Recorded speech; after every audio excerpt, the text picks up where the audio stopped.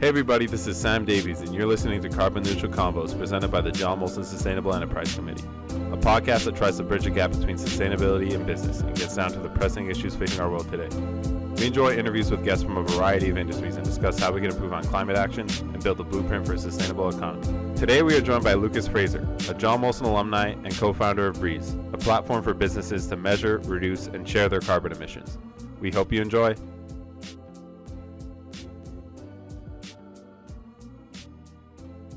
Hey, Sam. Hey, Lucas. Welcome to the podcast. We're glad to have you on.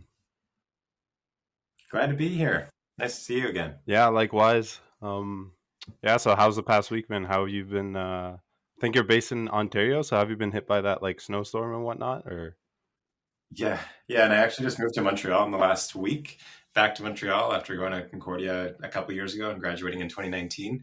And I'm super excited to be back. But yeah, we've been hit by this snowstorm as well. Yesterday morning, I saw a guy cross-country skiing down the sidewalk to get to work. It's pretty great. right. Yeah, so that's a rude awakening back to Montreal, I guess. Yeah. But the week's been good. Okay, great. Yeah. So without further ado, let's get into it. I guess we'll give the listeners sort of an idea of like who you are, like how you got in the position you're at, sort of like career background, just so they're familiar with like why you decided to start an initiative like Breeze, which I'm really excited to talk about later on in the podcast. I really want to talk about that app and what it can do for clients and whatnot. So I'm really excited to get that conversation going. But before, I think we'll just start with a little bit of career background and sort of. I guess I'll start by asking sort of why did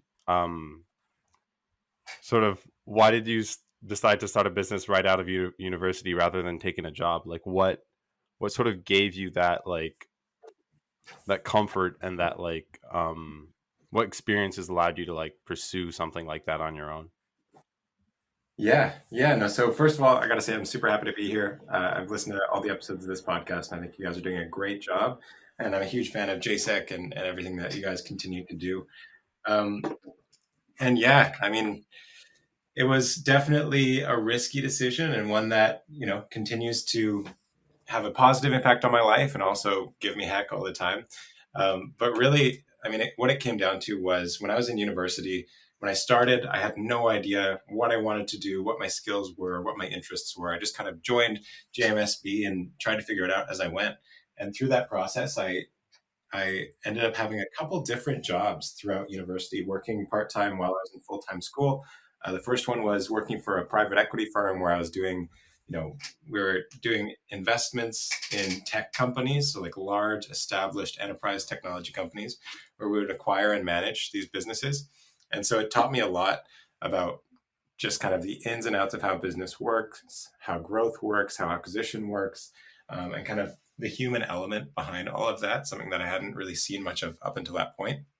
But through all that position, I was doing accounting for them for the most part. And I just knew that I wasn't loving the actual job itself.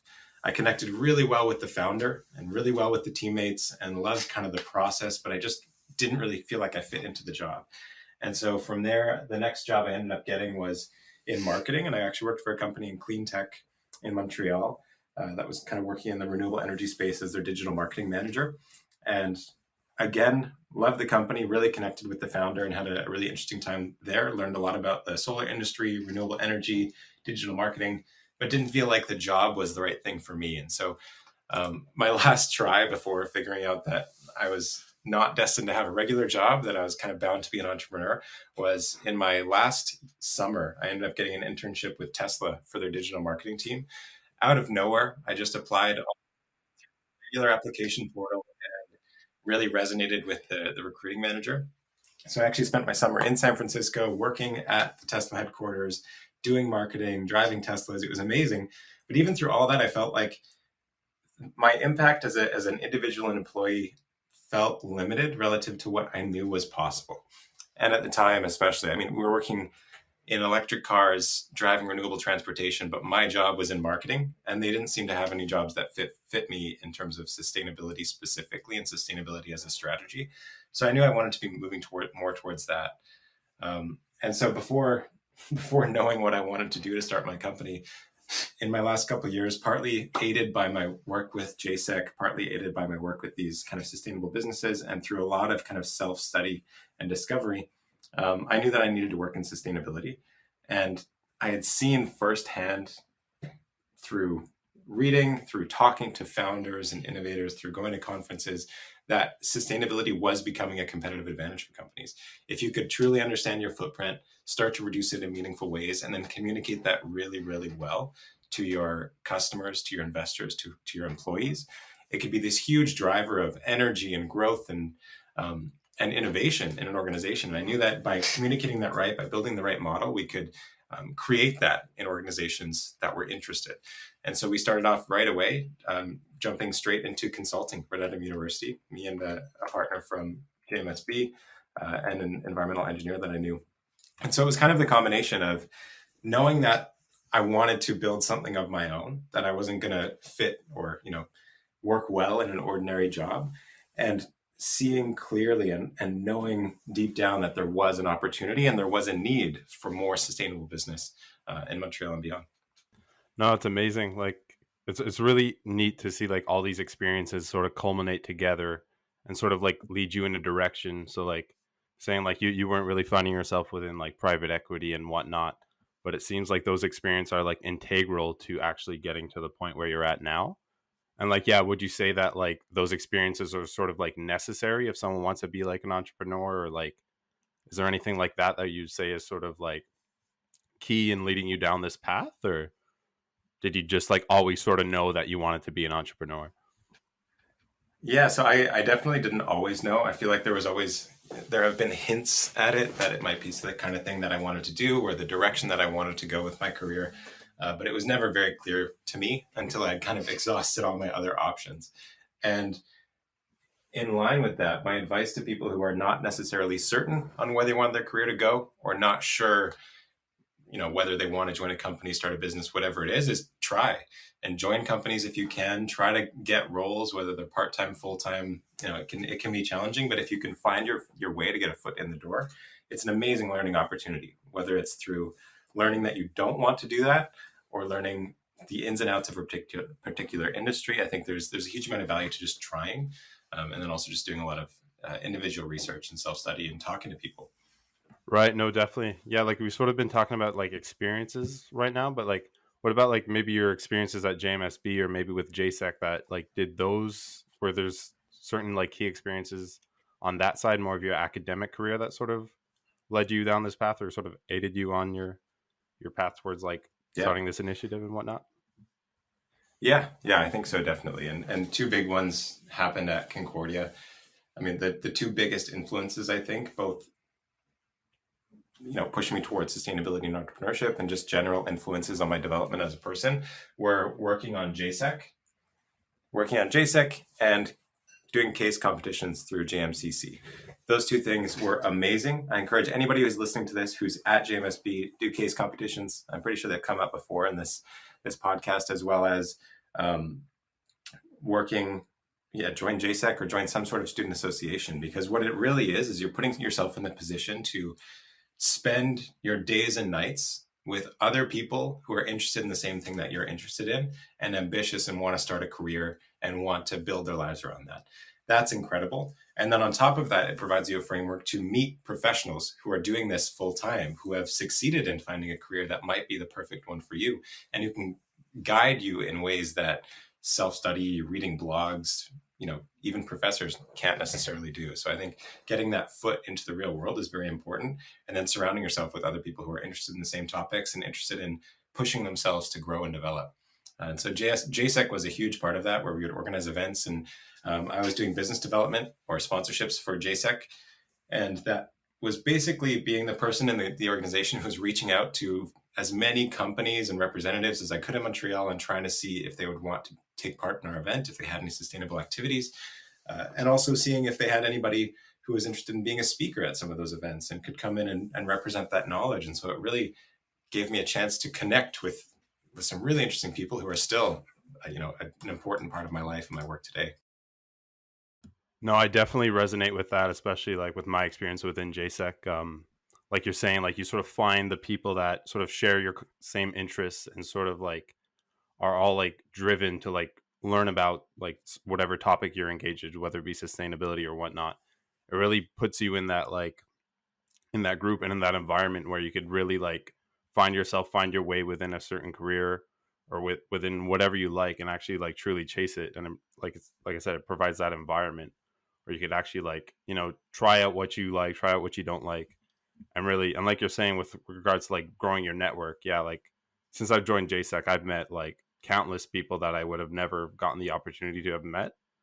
And like those connections, just they're so valuable. And being able to like talk to people that have, you know, these really substantial, sustainable careers, and being able to learn from them has provided so much value for me. And it's like really guided me on like where I want to take my career.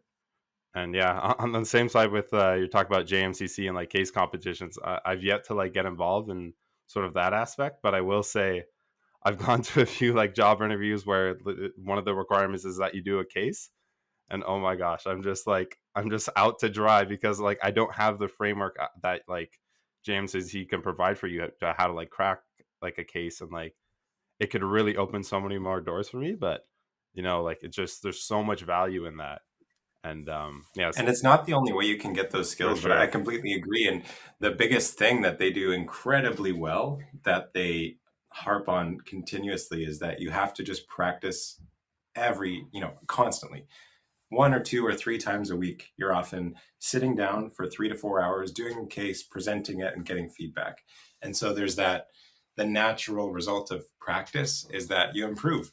You get better at seeing the story through all of the noise and minutia, and you get to the important bits, the important, the the points at which the whole case turns, the key problem in there, and that's the biggest part.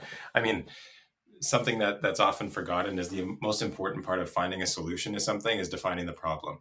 And so learning to define the problem clearly in a case, to see the true crux of it, and then work on building a solution once you've actually defined it well, is huge. And it's something that practice contributes a lot to. And then the other side is when you're forced to give a 20-minute presentation after only a couple hours of prep, and you have to do it with confidence and you have to do it with clarity, you learn to communicate better. You learn to pause. You learn to tell a better story rather than focusing on an incredibly well-developed, comprehensive plan with all the details. You learn that, the persuasion, the consistency, and the clarity is almost more important. No, definitely for sure. Like sort of like being not like thrown out into the fire, but sort of like having like forcing you to like just like seek that experience and just sort of go for it, even though you don't know if you're right or wrong or whatever. Just actually like pursuing that. Yeah, no, I hear like crazy stories about people in case comps where they're like, I had no idea what I was talking about for 5 minutes, but I figured it out like on stage or like as they're presenting, and Yeah, it's just it's yeah. unreal. And Or like doing like PowerPoint karaoke, where right, somebody gives you a deck and you just have to present on the deck that you've never seen before. It's pretty fun. right, right. It's such a nerdy business school game, but it is actually a super good time. Right, right. I think it needs to sort of like lose that sort of perception, if you will, to get more people involved. But yeah, no, definitely Mhm. everybody that I speak to who has experiences in that is just they say it's so invaluable. And like what you're mentioning before about like finding like just when you're looking at a case or just whatever business issue, like whether it be in the real world or not, like you're saying, you just find those like 4 to 5 issues. And I think that's really important when you're looking at like sustainable issues, right? And like you just need Mhm. to find like the 4 to 5 issues with a company that could like help them reach that next step. And would you say that like that experience sort of like, or maybe your time with JMCC, did you see that it would help you with like sort of a sustainable career, sustainable consulting? Was there even sort of a sustainable, I know now JMCC I think has a sustainable like team, if you will. I don't know if it had that at that point, but I think the year that I was competing, or my first year they were competing, it didn't exist. And then the second year I competed, they had just created it. okay. And I wasn't on it. I was just coaching at that point, or for the most part, coaching. I wish I had been able to compete on that. They've had some growing pains on that team because it is often hard to define the problem and hard to build a case that makes sense, because sustainability itself is so new relative to strategy or accounting or these other fields where the problems and solutions are a little bit more well known and well defined at a high level, so you can point people in the right direction. Whereas sustainability cases would be, I mean, as it is to be a consultant to some extent, especially if you're working with large organizations. It could be anything from water insecurity to, social issues, to carbon accounting and certification, to product sustainability. You can go 100 different ways, and sometimes it's more marketing heavy or more quantification heavy or financial heavy or communications, whatever it might be. So it can definitely be a challenge, but it's really interesting to get your head into that. Right. And that did help a lot in building the consulting. I think to some extent it made me overconfident. Okay. I launched my company and I was like, we know how to do all this stuff and we know how to pitch. And then we got our first client and we realized that there's a lot more to it than giving good presentations when nobody's writing the case for you. Right. And obviously, there's an oversimplification, but we were definitely more confident than we should have been. And our first client really kind of knocked us down and made us realize the fact that this isn't always straightforward. Defining the problem isn't always easy. And even things like getting engagement and offering solutions when you haven't properly done some baseline assessment. Like there's so many different ways that things can go wrong, and it takes a lot of practice and wisdom in the real world as well to get to the point where you can actually deliver value and actually help clients rather than just kind of be a voice in the room. Right. And I think what I'm sort of like diluting from that is sort of like it's experience that allow you to sort of like sort of interpret data, interpret like large measurables that you can find within a company and sort of like relay them to a client or whoever you're working with. And that's sort of something that I think Breeze does, right? Is that like you work a lot with data and try to like relay that to your clients. So say, okay, these are where you're at. And then sort of like what makes you think that like data is such a good starting point for companies who want to like reduce their impact? And why did you take sort of your business in sort of a data centric like direction, if you will? Yeah, great questions, and it's something that's constantly evolving. I don't think we're at a final stage of the platform whatsoever. I think there's a lot that we still want to accomplish. But the reason that we started with data, and specifically carbon and greenhouse gas related data, so Breeze is essentially in its current form a carbon accounting platform that's designed to help you find what your most significant impacts are and work towards reducing them. And we decided to go that direction because the long-term goal is to be a platform that is, the go-to solution for companies who are inspired to become more sustainable, to do better, to become climate leaders, to become sustainability leaders. And what that is, it has to start from an understanding of the current situation. What are your impacts? What are your energy and fuel sources? Are you dependent on fossil fuels? And currently the answer for every business in the world is essentially yes. And if so, where can you find opportunities to reduce that? And how can we help you get there? It's the first step in any solid sustainability program to do a baseline assessment. You map your organization, you map your supply chain, you interview different members of your organization as part of your stakeholder assessment, a materiality assessment, if you're doing it the best in class way. And then immediately, once you've done that stakeholder assessment, you know what your most significant issues are from a qualitative standpoint and from a stakeholder standpoint. Then you dive in and you start collecting data so you can determine the actual quantitative situation. Because you might think your biggest impact is one thing and it turns out to be another. And then if you've built your strategy on an unquantified solution, you have no leg to stand on. You're just spinning your wheels, wasting your time, wasting your money, and that's not going to get you anywhere. So taking that first step, which is getting faster and faster and more efficient, taking that first step to measure your core impacts, specifically your scope 1 and 2 greenhouse gas emissions, is an amazing place to start. And then to expand from there to scope 3, to some water, waste, non-GHG impacts. That's the best way that you can get started, because then you have evidence, you have data to support whatever strategy that you're going to develop from there. And once you've applied a strategy, once you've started to implement projects to reduce those impacts, you can see whether or not they're working. And for one thing, continue to focus on the areas that are working and move on from the areas that aren't. And on top of that, share successes in a much more real, a much more verifiable way. So I think that's why we started on data, because it really becomes this literal platform upon which you can build a whole sustainability program. And without it, without a foundation, it just becomes too shaky and too, insecure. And it becomes really hard for anybody to trust the work that you're doing if you're not quantifying it. No, I definitely agree. And like what I take from that is sort of like data is something that people in business or whatever already have like methods of interpreting, and it's something that's not really so Mhm. unfamiliar to anybody. So if you're sort of able to apply that within sustainability, which we haven't really seen so much, we're sort of like always too shy to put like a measurable towards sustainability, and if it actually accurately represents the firm's initiative and relates it properly to Mhm. say financial performance, if you will, sort of like so just really sort of diluting what a company does to like data and really relaying that to them is just a great way for them to like, okay, here I've seen this before in other areas. Okay, now I sort of understand what, a 10%, like gain in emissions is, like they understand that. Like it's a pretty intuitive thing to understand. Right. So it's just really a great way to sort of interpret your sustainable impact. And I think what Breeze does is sort of puts that in a more like digestible way. And I think that's really important when it comes to like large data sets. It's just like, is this digestible? Will the client or whoever be able to comprehend this and allow them to like sort of do something with that information? And I think that's kind of what Breeze is trying to do. Yeah. Yeah, exactly. And doing it in a way that doesn't cost a lot of money or take a huge amount of time. Because everything that you just said is completely true, where you have to start somewhere, you have to communicate it in a good way. And it is a point that has been lacking in a lot of sustainability programs, analysis, communications, is the hard data behind it. And when there is data reported, it's often kind of buried at the end of reports or split out into text boxes that it's kind of hard to compare.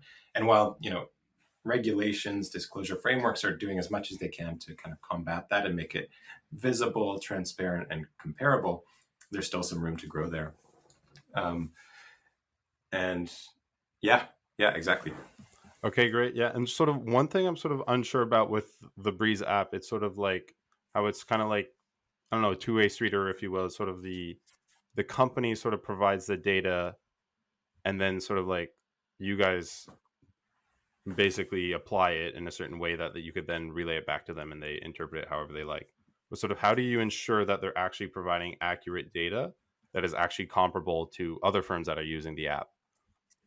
Sort of just one thing that sort of maybe like my initial thought about the app. Like how do you Yeah, ensure they're providing actual accurate data that truly reflects whatever their emissions or yeah. So at the end of the day, a company is always responsible for not making things up and not doing things in an unreliable way. We don't communicate data from our customers to anybody outside of the platform or use it for anything. The company's data is their own.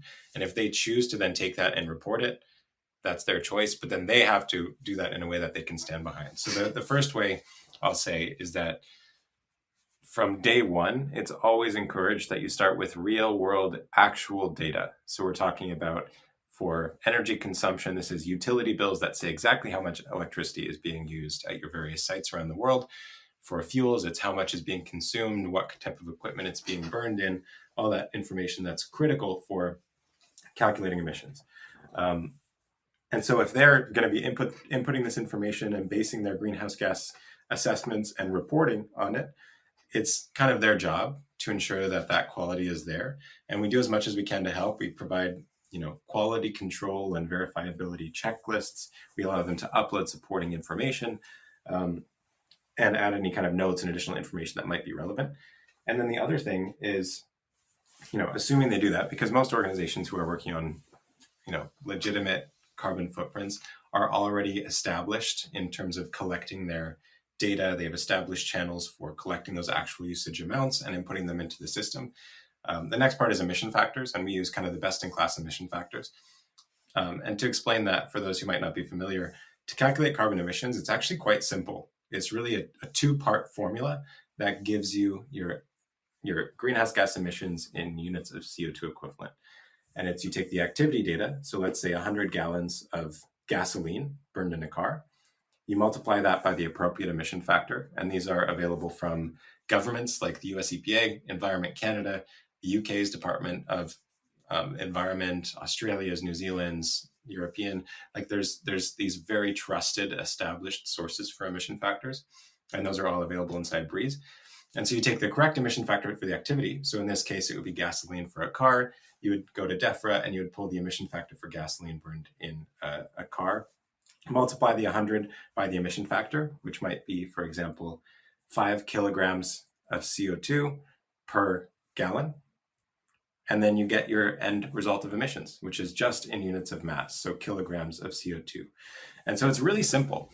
Where it gets complicated is before the data hits the system. So establishing those collection channels, finding who in the company owns that data, what sources are in use, and what might be relevant to your greenhouse gas footprint, and then actually collecting that data. That takes a huge amount of time still for most organizations. And then making sure that your emission factors are correct. But then the math itself, the thing that's handled in Breeze, is relatively straightforward, and there are, very established ways of doing those calculations and being confident in the results. And I know that was kind of a long-winded explanation of how the carbon accounting works, but that's what we do to make sure that the underlying data is correct. And then from there, the end result, it's pretty, it's not rocket science to make sure that the carbon accounting result is accurate, that the greenhouse gas emissions numbers are accurate. Right. And like there's certain, like, if someone wants to use their app, it's sort of helping them in their sustainable path, right? You're not really expecting firms that aren't really Right.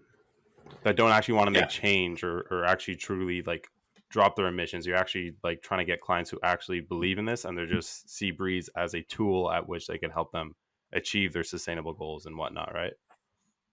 Exactly. That's just it. It's a tool. And where it comes in and where it becomes really helpful for that is even if you are a company who's just doing this because one of your large investors has requested scope 1 and 2 disclosures, which is very common, or a government, large customer has requested greenhouse gas emissions disclosures along with other ESG metrics. Even if you're not doing it for sustainability's sake, but for a business reason, we can still interpret the data that you have in the system. Let's say we see you're using natural gas and diesel fuel and electricity, and make specific recommendations for ways that you can reduce those emissions in the future. And that's something that's really exciting that we're really working on building out, is kind of developing this database of useful, proven solutions to reduce emissions, and then using AI to recommend the best ones for the users based on the data that they have in the system, the regions in which they operate, and everything like that. So yes, obviously we want to work with the companies who are innovators, who are, excited about reducing their emissions and making that one of their competitive advantages. But even if you're not, and you're just, even if your company's not interested in that, you can still browse these solutions and actually find ways that have a business case to reduce your emissions. Right. No, that's really interesting. Sort of the one way I've sort of been interpreting the app is sort of like the QuickBooks of emissions.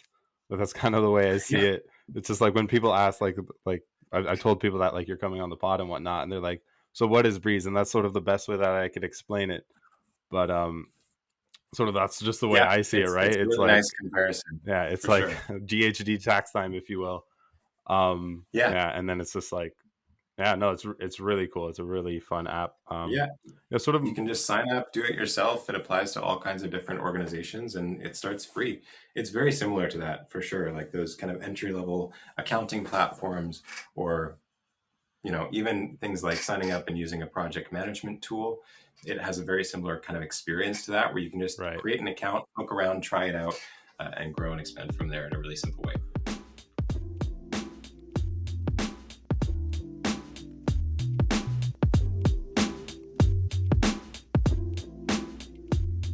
Sort of moving the discussion in a different direction. I just want to like sort of pick your brain on like, just because you're very like well versed in like the community of sustainability, if you will, and I sort of want to get your take on this. Is sort of like, how can you tell if a business is actually taking action on climate versus if they're greenwashing or whatnot? Yeah, no, it's a great question. And I mean, I have thoughts on this, but I don't think there's any right answer. And it depends on the organization. So if you're looking at large companies, especially public organizations, companies who are regularly producing sustainability reports or disclosures, I mean, there's a couple different ways. But ultimately, it comes down to how well are they quantifying and reporting their impacts. So whether that's actual emissions, whether that's energy consumption, whether that's water, whether that's waste, social impacts, governance impacts, what do their disclosures actually look like? So first of all, do they have any? And if they're just making sustainable claims and they're not actually producing any data to support them, that's a pretty clear red flag.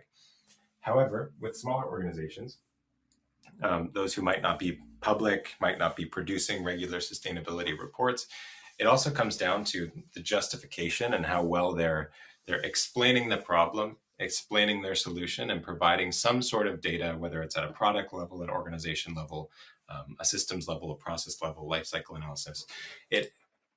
That's the most important thing, is if they can actually prove what they're saying by having some kind of data. For larger companies, where it kind of becomes more interesting, where if you're on the outside of the organization, you can actually get access to their disclosures.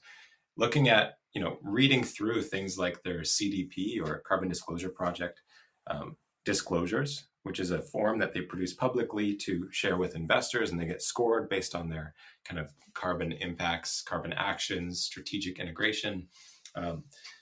Reading through those and actually looking through and seeing how some of them are just absolute garbage and some of them are actually quite compelling and backed by data and supported by the executive level. You kind of have to look at these different indicators of how high in the company does sustainability live. Is this owned by the CEO and board and executive team, or is this something that just kind of lives with a sustainability function? Are they collecting and measuring emissions data across the whole organization? Are they reporting it at lower levels, or are they only reporting it at the aggregate? I'm biased in terms of saying data is the best way to tell, but without actual data, it's really difficult to understand whether anything is actually happening, especially over time. No, definitely. Like that's something that sort of worries me with, there's like these international sustainable reporting standards that are being released and whatnot. And it sort of worries me that like companies might just like, it might just be more like corporate clutter on like their for reports and whatnot. It sort of worries me that it's just going to be like written with empty statements. And like you're saying, if they have actual measurables and data that they could use to back up their points, maybe it's like, okay, this firm actually has a climate initiative. They're actually trying to make a change with their emissions. And yeah, so it's just like sort of reading through what they're reporting and if there's any like actual materiality to it, I find is really important. And that's, yeah, like I said, that's just sort of something that worries me with, we're saying, okay, like I know in the past year, there's been a lot of development with international standards for companies to report on their like climate impact or whatnot. But it's just like, is there actually going to be some true materiality to this? And, like you're saying, like one way you prove that is with the numbers. It's like, are my numbers better than they were last quarter or last year or whatever? And it's like, I just see it, like back to Breeze, right? Breeze is a way of providing those measurables, if you will. Yeah, 100%. And I agree. There's a lot of development and a lot of what's happening in the world of sustainability reporting, where more and more companies every year are producing these reports.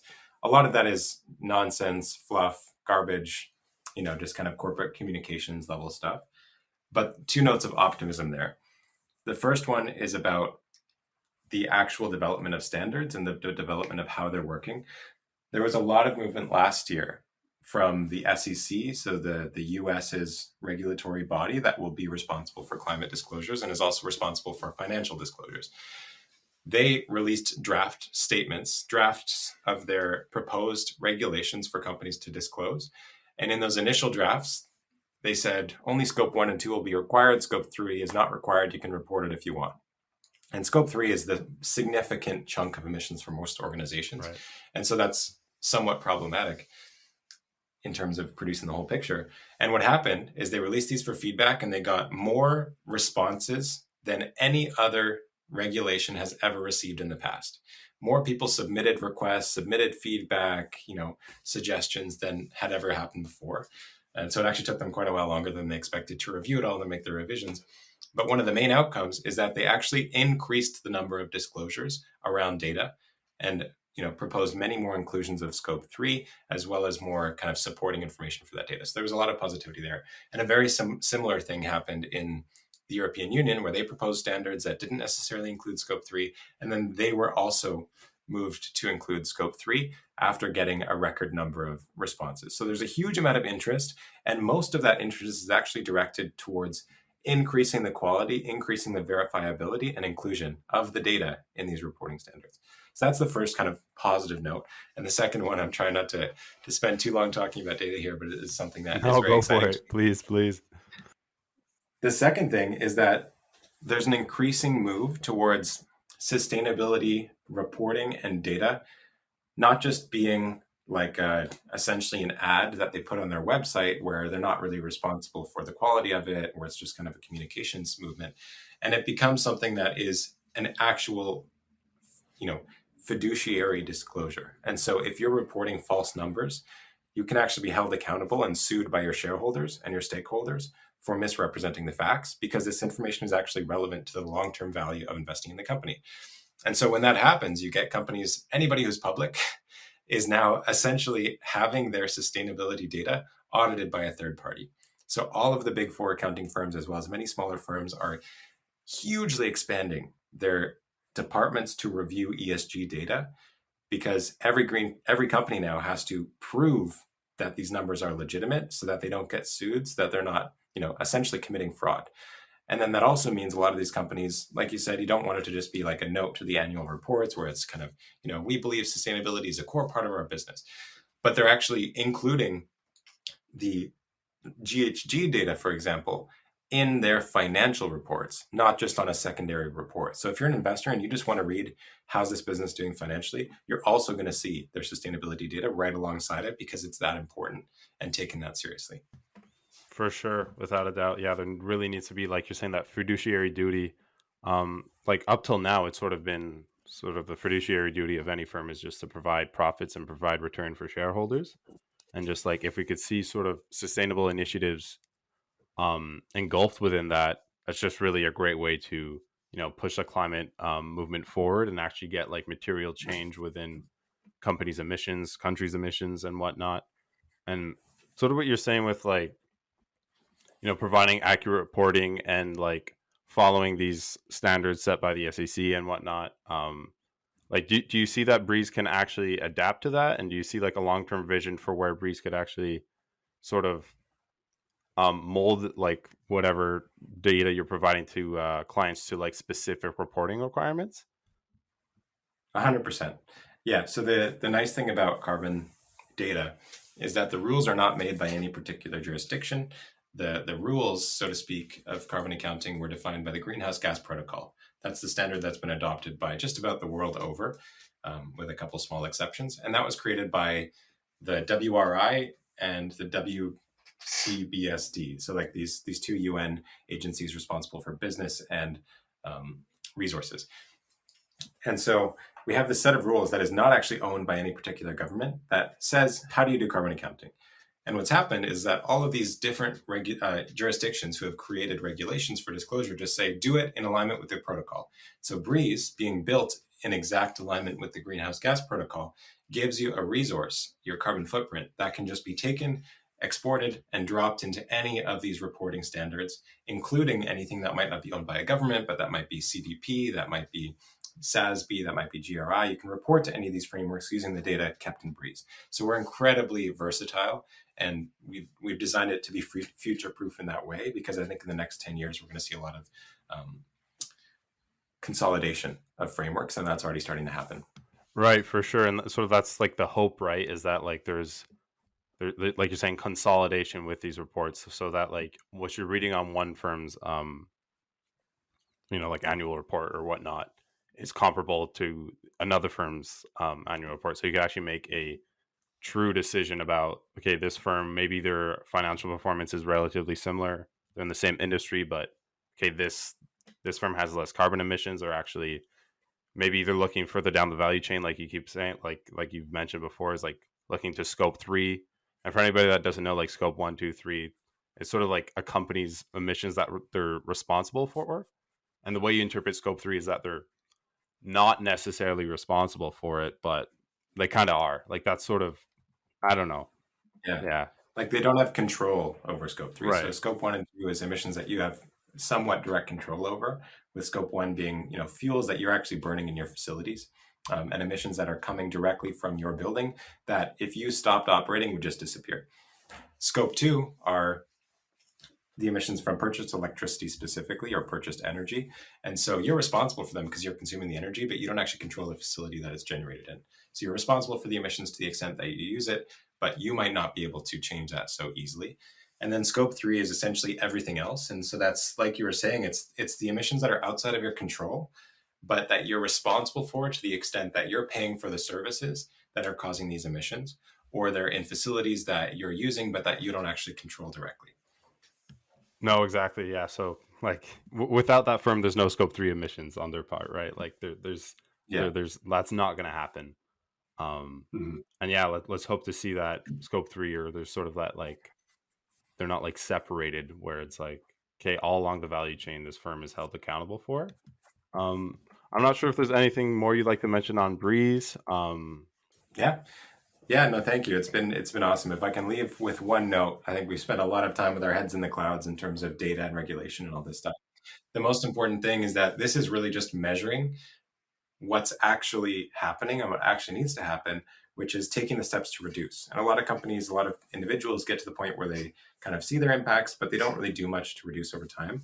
And building those structures and getting every member of the organization excited about reducing and actually becoming a more sustainable organization is ultimately the most important thing. And that's our focus too, is like, if you can be the person in the room or the product in the stack that people go to for help, for excitement, for energy on sustainability, that's absolutely the best thing you can do. And it's the only way that we'll continue being excited and being hopeful for a more sustainable future.